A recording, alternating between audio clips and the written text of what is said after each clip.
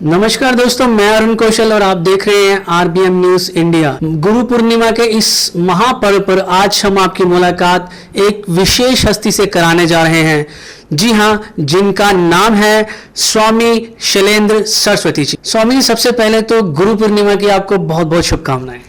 धन्यवाद, आपको भी शुभकामनाएं। स्वामी जी, हमारे चैनल पर आपके बहुत ज़्यादा फैन फॉलोइंग है, बहुत सारे व्यूवर्स हैं हमारे जिनकी रिक्वेस्ट थी कि इस गुरु पूर्णिमा हम आपसे मिलें और उनके कुछ सवालों के जवाब जो आपसे हम चाहते हैं अपने व्यूवर्स के लिए। स्वागत है आपके सवालों का। स्वामी जी, हमारा सबसे पहला सवाल है, अपना गुरु कैसे ढूंढे? यह निर्भर करता है कि हम किस प्रकार की बात सीखना चाहते हैं। दुनिया में बहुत प्रकार के गुरु हैं, अलग अलग चीज़ें सिखाने वाले।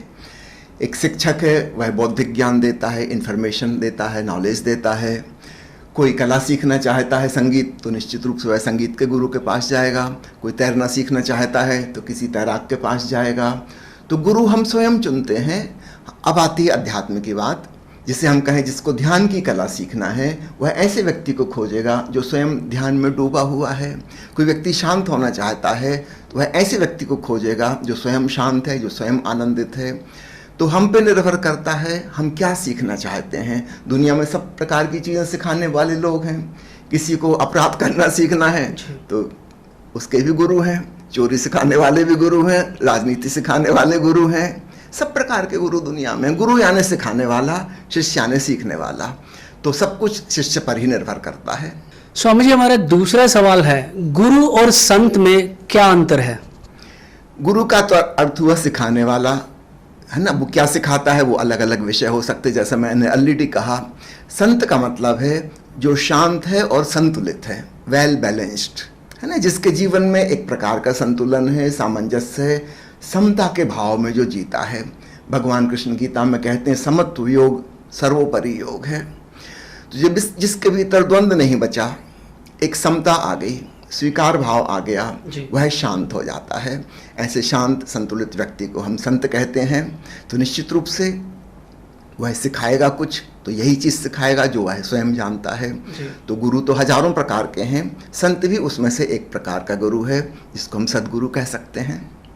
स्वामी जी, हमारा अगला सवाल, क्या कठोर परिश्रम के बिना अध्यात्म को पाने का कोई सरल तरीका है? मैं आपसे कहना चाहूँगा, कठोर परिश्रम के द्वारा अध्यात्म को पाया ही नहीं जा सकता। संसार में हमें कुछ पाना है, धन कमाना है, कि पद की प्रतिष्ठा की ज्ञान प्राप्त करनी है, तो बहुत श्रम करना पड़ता है। 25 साल कोई पढ़ता लिखता तब जाके एक ग्रेजुएशन की, पोस्ट ग्रेजुएशन की डिग्री हासिल करता है।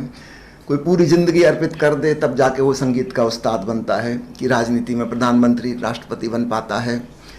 दुनिया में कुछ पाने के लिए श्रम करना पड़ता है। लेकिन अध्यात्म का अर्थ है अपनी आत्मा का ज्ञान, सेल्फ नॉलेज। वह तो ऑलरेडी भीतर मौजूद है। उसको पाने के लिए श्रम नहीं करना पड़ता, विश्राम करना पड़ता है।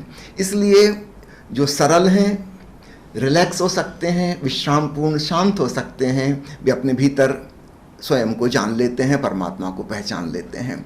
तो आपने जो पूछा है, इसका उत्तर मैं बिल्कुल ठीक उल्टा देना चाहूँगा। जो लोग परिश्रम करने के आदी हैं, हमेशा अचीवमेंट की भाषा में सोचते हैं, ये प्राप्त कर लूँ, वह उपलब्ध कर लूँ, वे अध्यात्म से चूक जाएंगे, वे आत्मज्ञान तक कभी नहीं पहुँचेंगे, क्योंकि उनका परिश्रम उन्हें बाहर ले जाएगा।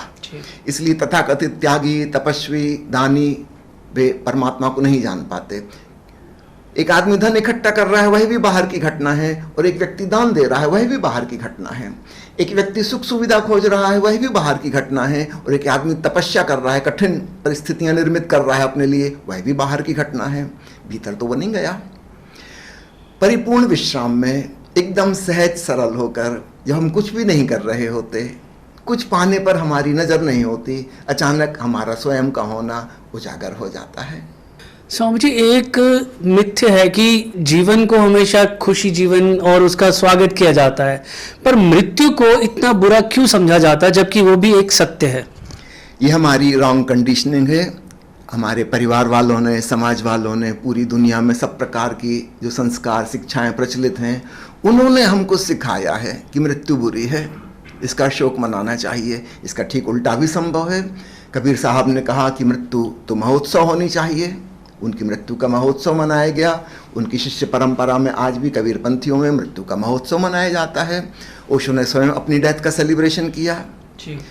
आश्रम में जिनकी मृत्यु हुई ओशो ने उनका सेलिब्रेशन कराया, तो एक दूसरी परंपरा शुरू हो गई। ये हमारी कंडीशनिंग है कि मृत्यु खराब है। ऐसे ही किसी को एक मानसिक बीमारी हो जाती है कि नींद से डर लगने लगता है, अंधेरे से डर लगने लगता है, ये एक मानसिक रोग है। नींद तो एक प्रकार का विश्राम है, मृत्यु एक बड़ी नींद है, नींद एक छोटी मृत्यु ऐसा समझ लें।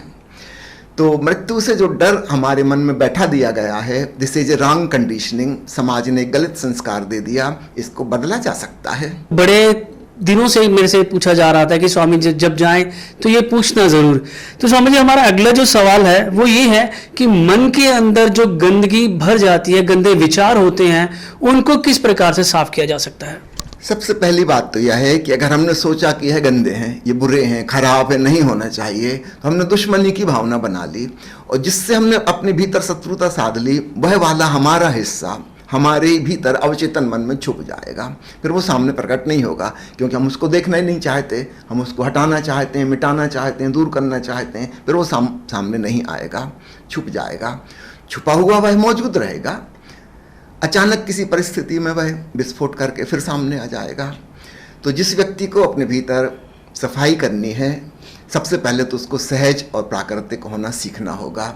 मेरे भीतर ये चीज़ें हैं, इसको मैं जानूं, बिना यह पूर्वाग्रह डिसीजन लिए बगैर कि यह खराब यह अच्छा, पहले मैं जान तो लूँ क्या है।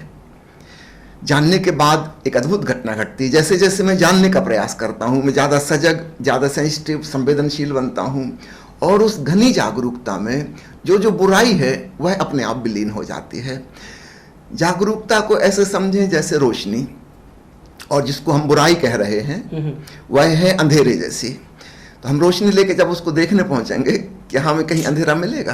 कहीं नहीं मिलेगा, वो गायब हो जाएगा। तो जागरूकता लेकिन तभी सध सकती है यदि हमने पहले से निर्णय नहीं किया है कि क्या सही क्या गलत। हम सिर्फ जानने को तैयार रहें कि मेरे भीतर क्या है, उसको मैं जानूं। इस भाव से हम पाते हैं जो शेष बचा वह पुण्य है, जो विदा हो गया वह पाप है। ओशो ने बड़ी सुंदर परिभाषा की है कि पाप वह है जिसे केवल मूर्छा में किया जा सके, और पुण्य वह है जिसे सजगता में किया जाता है। जी स्वामी, जब हम आपसे रैपिड फायर राउंड करेंगे, जिसमें मैं एक के बाद एक आपसे 5 सवाल पूछूंगा, आपको तुरंत उनके जवाब मुझे संक्षिप्त में देने पड़ेंगे। क्या भगवान सच में होता है? भगवान सच और है, इन तीनों का अर्थ एक ही है। God is that which exists. भगवान कौन है? भगवान कोई व्यक्ति नहीं, समष्टि का नाम है। The whole existence is godly. He is not a person, he has no personality, but it is a quality, a divine quality of existence. क्या भूत होते हैं? और स्वामी जी, क्या आपने भूत को कभी देखा है? आज तक नहीं देखा, मैंने बहुत देखने की कोशिश की थी।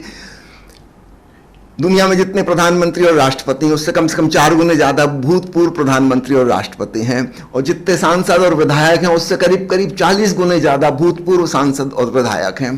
तो मैं समझता हूं जितने आदमी हैं इससे 4-5 गुने ज्यादा भूत प्रेत होने ही चाहिए। ये बड़ा एक इंटरेस्टिंग सा सवाल है स्वामी जी, सभी जो गुरु होते हैं वो दाढ़ी क्यों बढ़ाते हैं? मैंने कहा ना, अध्यात्म में जो रुचि लेते हैं वो विश्राम पूर्ण हो जाते हैं, आलसी हो जाते हैं, कौन शेविंग करे। स्वामी जी, आप इतना कुछ कैसे जानते हैं? आप धोखे में हैं कि मैं जानता हूं। क्या रामायण और महाभारत सिर्फ एक कहानियां हैं? एक बार जो घटना घट गई वो तो फिर कहानी ही हो जाती है, और हमारे पूरब में यह परंपरा रही है तथ्य लिखने की नहीं बल्कि पुराण लिखने की। तो पौराणिक कथाएं हैं, उसमें सत्य छिपा हुआ है। It may not be a fact but it is true. हम उससे कुछ सीख सकते हैं, अपने जीवन में उतार सकते हैं। जरूरी नहीं कि वह घटना वैसी ही घटी हो। पश्चिम में इतिहास लिखा गया, भारत में पुराण लिखा गया, तो ये पौराणिक कथाएं हैं, उस दृष्टि से देखिए। अगर कोई आपका बार बार अपमान करता है तो उस परिस्थिति में क्या करना चाहिए? हंसना चाहिए, और क्या करेंगे। वो बेचारा इतनी मेहनत कर रहा है, आपको इतनी वैल्यू दे रहा है, आपको भूलता नहीं है, बार बार गालियां देता है, उसको धन्यवाद दो और हंसो। कोई कुत्ता बार बार भौंकता है, ये उसकी प्रकृति है, उसकी प्रवृत्ति है, ऐसी ही उसकी आवाज है। ठीक इसी प्रकार कुछ लोग हैं निंदक किस्म के, आलोचक किस्म के, उनका एक ही काम है दूसरों की निंदा करना, आलोचना करना, दूसरों को नीचा दिखाना। मजा लो, एंजॉय करो। कामयाबी के लिए तर्क कितना महत्वपूर्ण है? कामयाबी में तर्क का कोई खास रोल नहीं होता। अक्सर आप देखेंगे जो लोग बहुत पढ़े लिखे हैं वो दुनिया में सफल नहीं होते, उनकी तर्क बुद्धि तो होती है। कामयाबी के लिए दूसरे फैक्टर्स होते हैं, उसमें बुद्धि का कोई बहुत ज्यादा रोल नहीं होता, थोड़ा सा रोल होता है बस। मेहनत के बाद भी नाकामी क्यों मिलती है? कामयाबी अथवा नाकामी बहुत सारे मल्टीपल फैक्टर्स पे डिपेंडेंट है। उसमें से बुद्धि भी एक है, कर्मठता भी एक है। कोई व्यक्ति बहुत परिश्रम करे, इससे पक्का नहीं है कि वह जीत जाएगा, जीत सकता है। बहुत सारे दूसरे फैक्टर्स हैं, उनका भी इन्फ्लुएंस पड़ेगा। इसलिए केवल बुद्धि पर या केवल श्रम पर हम नहीं कह सकते कि इन्हीं पे कामयाबी टिकी हुई है। ये अनिवार्य है लेकिन सब कुछ नहीं है। इसके अलावा और बहुत सी बातें हैं, उन सब का जो मिला जुला परिणाम आएगा उससे कामयाबी या नाकामी घटित होगी। स्वामी जी, ये भी बड़ा दिलचस्प सा सवाल है, मृत्यु के बाद क्या होगा, जन्म या मुक्ति? यह उस व्यक्ति पर निर्भर करता है। अगर वह एक ध्यानपूर्ण जीवन जिया है, शांत संतुलित समाधिस्थ हो गया है, उसकी मृत्यु महापरिनिर्वाण हो जाएगी, वह मोक्ष को प्राप्त होगा। यदि उसके मन में कामनाएं हैं, वे कामनाएं ही बंधन हैं, वे बंधन उसे वापस खींच के फिर जीवन में ले आएंगे, उसका पुनर्जन्म होगा। तो जब हम निष्काम हो जाते हैं, कामना रहित, हम बंधन मुक्त हो गए, तो हम मोक्ष को प्राप्त हो जाते हैं। स्वामी जी, हमारे साथ जुड़ने के लिए और हमारे शो पे आने के लिए आपका बहुत बहुत धन्यवाद। नमस्कार, स्वागत है आपके सवालों का। स्वामी जी, गुरु पूर्णिमा के इस मौके पर आप व्यूअर्स को क्या कहना चाहेंगे, कोई संदेश आपका? यही कहना चाहूँगा कि अपने भीतर वह पात्रता अर्जित करो जिसका नाम है शिष्यत्व। शिष्य यानी सीखने में उत्सुक, एक जिज्ञासु व्यक्ति। दुनिया में बहुत लोग हैं लेकिन सत्य के प्रति जिज्ञासा, रुचि, रुझान बहुत कम लोगों की है। जिसके भीतर वह रुचि पैदा हो गई, वह एक प्रकार की स्पिरिचुअल मैच्योरिटी को प्राप्त हो जाता है।